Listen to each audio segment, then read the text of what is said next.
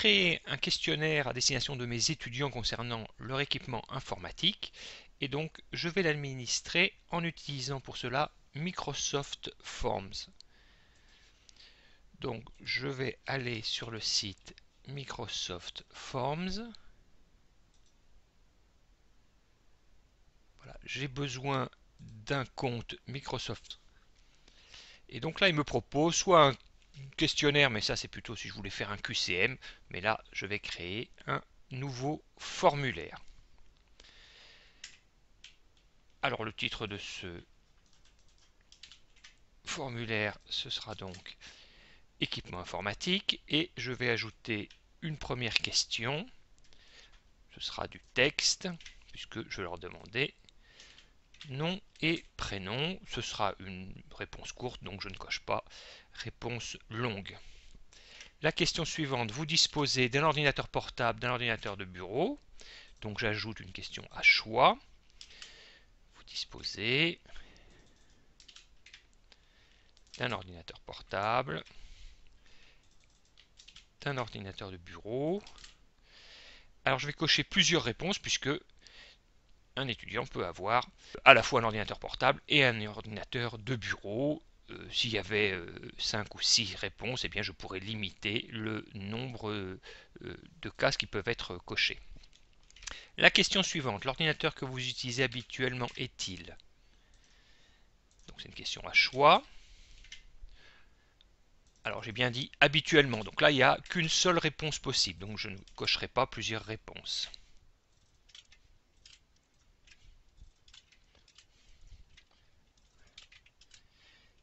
La question suivante, alors en fait elle ne concerne que ceux qui auront répondu qu'ils travaillent avec un PC sous Windows habituellement. Donc là ce que je vais faire, c'est que je vais ajouter une section dans laquelle n'iront que ceux qui ont coché un PC sous Windows. Donc cette section, je vais l'appeler version de Windows. Et donc j'ajoute une question à choix.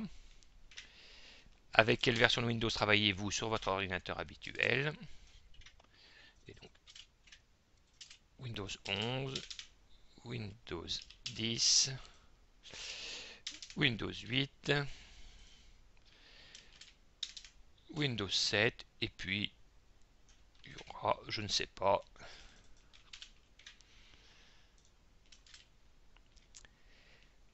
la question suivante, avec quelle version de macOS travaillez-vous sur votre ordinateur habituel? Évidemment, ne doivent y répondre que ceux qui ont un Mac sous macOS. Donc, je vais ajouter encore une section.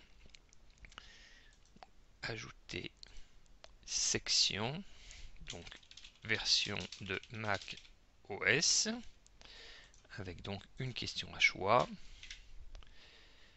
Avec quelle version de macOS travaillez-vous?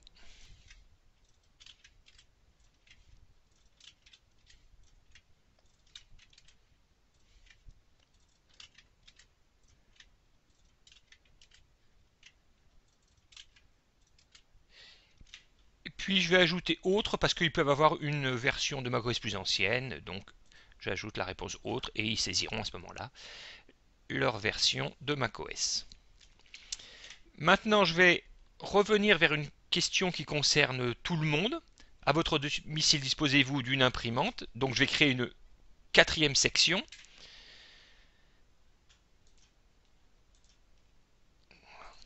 Cette section, je ne vais pas lui donner de nom. Et donc j'ajoute une question à choix. Donc c'est oui ou non.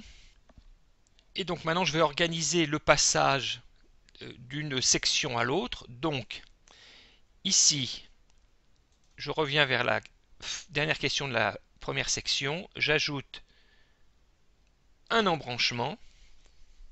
Et donc si personne a un PC sous Windows, elle ira donc vers la section version de Windows. Si elle a un Mac sous macOS, elle ira vers la question version de macOS. Et sinon, eh bien, elle ira à la quatrième section.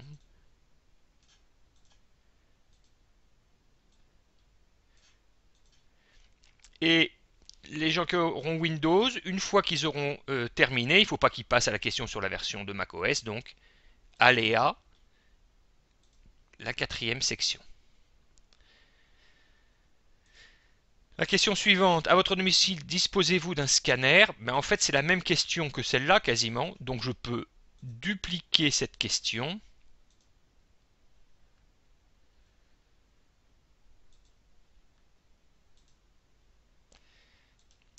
À votre domicile, disposez-vous d'un scanner? Voilà. Question suivante. Mon niveau en informatique est de 0 très faible à 5 très élevé. Donc, je vais ajouter une question et là, je vais choisir le type Likert. Alors, mon niveau en informatique est, donc il n'y a qu'une seule affirmation. D'ailleurs, il n'y a pas d'affirmation puisque la question est déjà là. Donc l'option 1, c'est 0 très faible. L'option 2, c'est 1. L'option 3, c'est 2. L'option 4, c'est 3. L'option 5, c'est 4. Et je vais ajouter une 5e option, donc 5. Très élevé. Et enfin, j'ai une dernière question. Vous êtes dans la situation du canard dans l'image ci-dessous, donc je veux une image. Alors, donc, c'est une question à choix.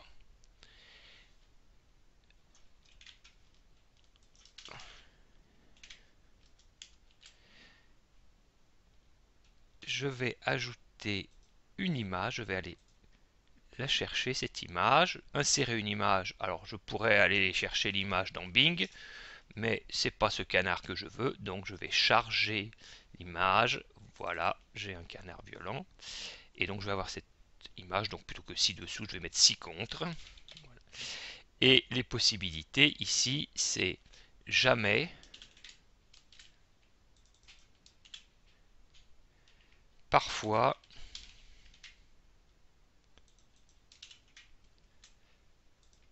souvent, et donc très souvent.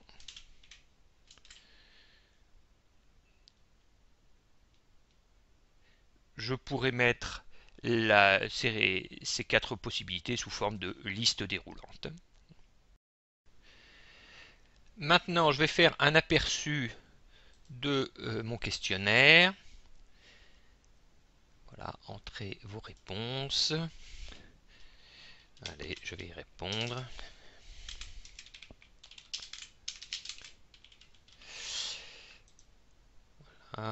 PC sous Windows, suivant. J'arrive à la question sur Windows, j'ai Windows 11, suivant. Et voilà, j'ai une imprimante, j'ai un scanner, et mon niveau informatique est très élevé. Et je suis dans la situation de scanner si compte, parfois, et j'envoie ma réponse.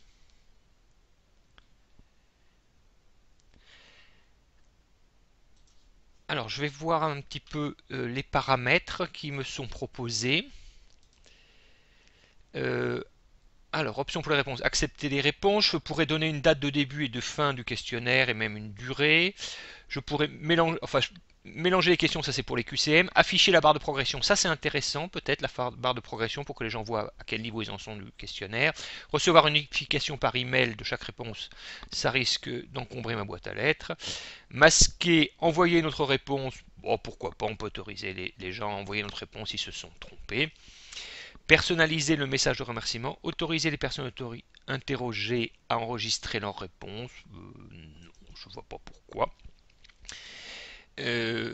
Voilà, je pourrais améliorer le style de mon document qui est un peu tristounet pour l'instant.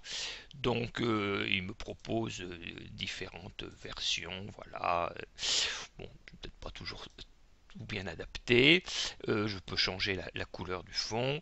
Et puis je peux même choisir d'ajouter une image, bon peut-être pas une image de canard, je vais choisir un fond dont je dispose, voilà un fond d'écran étoilé.